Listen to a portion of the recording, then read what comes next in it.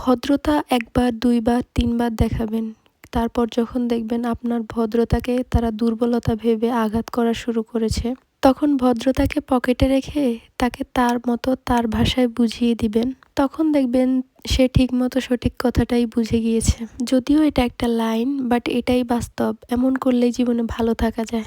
Hello, আসসালামু আলাইকুম। সবাই কেমন আছেন? আশা করি সবাই ভালো আছেন। সকালে ঘুম থেকে উঠলে আমার খুব একটা বেশি তেমন কিছু খেতে ইচ্ছে করে না। সকাল 10টা-11টা না বাজলে তো খেতেই চাই না। নাস্তা বানাই বিশেষ করে বাসার সবার জন্য, যে সবাই খাবে সেটা ভেবেই হচ্ছে নাস্তাটা বানানো। আমি একা থাকলে মেবি নাস্তাই বানাতাম না। তো যাই হোক, আজকে হচ্ছে চানাচুর মুড়ি খেয়েছিলাম, চা বিস্কিট খেয়ে হালকা পাতলা নাস্তা করে নিয়েছিলাম। তো এরপর হচ্ছে আমরা আবার ভাত খেয়েছিলাম। পান্তা ভাত খেতে আমার আবার অনেক বেশি ভালো লাগে। তো যাই হোক, এখানে আমি হচ্ছে কিছু মাংস ভিজিয়েছিলাম, আর এখানে হচ্ছে পেঁয়াজ টমেটো কাটাকাটি করে নিয়েছিলাম। একটু ডাল ধুয়ে নিয়েছিলাম, ডাল রান্না করব, আর হচ্ছে একটু গরুর মাংস রান্না করব। আর এখানে হচ্ছে কিছু আলু কেটে নিয়েছিলাম। মাংসর সাথে আলুর না দিলে তো একদমই ভালো লাগে না, তো সেই জন্য হচ্ছে একটু কেটে নিলাম। আর এখানে হচ্ছে আমার ভাতটাও প্রায় হয়ে গিয়েছে।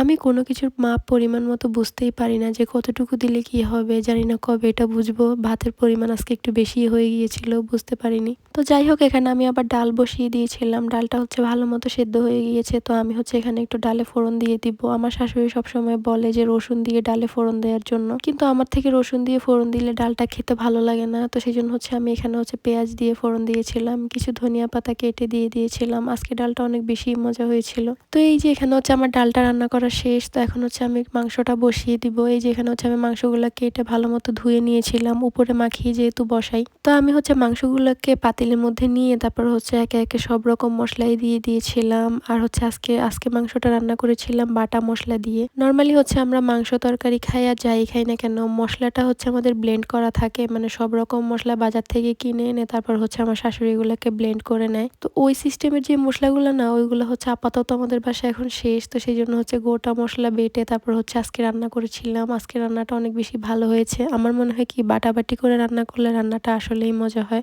তো এই যে এখানে হচ্ছে আমি উপরে ভালো মতো মাংসটাকে মাখিয়ে নিয়েছিলাম। এখন হচ্ছে বসিয়ে দিব, যেহেতু মাংস হতে অনেক বেশি টাইম লাগে, আমি অন্যান্য কাজ করে ফেলতে পারবো এর ফাঁকে। তো যাই হোক, আমি হচ্ছে মাংসটা চুলায় বসিয়ে দিয়েছিলাম। তো এরপর হচ্ছে ভালো মতো কষিয়ে নিব। গরুর মাংস রান্নার একটা নিয়ম হচ্ছে কি, কষানোর মধ্যে হচ্ছে মাংসটাকে ভালো মতো সেদ্ধ করে নিতে হয়। কারণ হচ্ছে পরে হাজার ঝোল দিলেও হচ্ছে মাংসটা সেদ্ধ হতে চায় না। আর বিশেষ করে হচ্ছে অনেকদিন ফ্রিজে থাকা যে মাংসগুলো না, ওইগুলো হচ্ছে সহজেই সেদ্ধ হয় না। তো এই যে এখানে হচ্ছে আমি কেটে রাখা আলুগুলো দিয়ে দিলাম।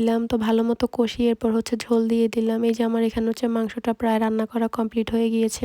একা একা যেহেতু কাজ করি, তো অনেক বেশি প্রবলেম ফেস করতে হয়। সেই জন্য হচ্ছে সব রকম ভিডিও ক্লিপ আর নেওয়া হয় না, আর সবসময় ভিডিও করতে মনেও থাকে না। তো যাই হোক, কাজকাম সবকিছু শেষ করে আমি হচ্ছে এখানে খেতে চলে আসছিলাম। আমি না ছোটবেলায় গরুর মাংস খুব একটা বেশি পছন্দ করতাম না, বাট এখন মোটামুটি খাই। তবে খুব একটা বেশি ভালো লাগে না, কিন্তু মোটামুটি খাই আর কি। তো যাই হোক, খাওয়া দাওয়ার পরে আর কোনো ভিডিও করা হয় নাই। তো আমি হচ্ছে প্রত্যেকদিন রাতেবেলা ঘুমানোর সময় বিড়ালটা আমার রুমের ভিতরে ঢুকে থাকে, দরজা খুলে দেওয়ার পরে হচ্ছে বের হয়ে যায়। অনেক বেশি শীত হয় তো এই জন্যই। তো আজ এই পর্যন্তই, সবাই ভালো থাকবেন। আল্লাহ হাফেজ।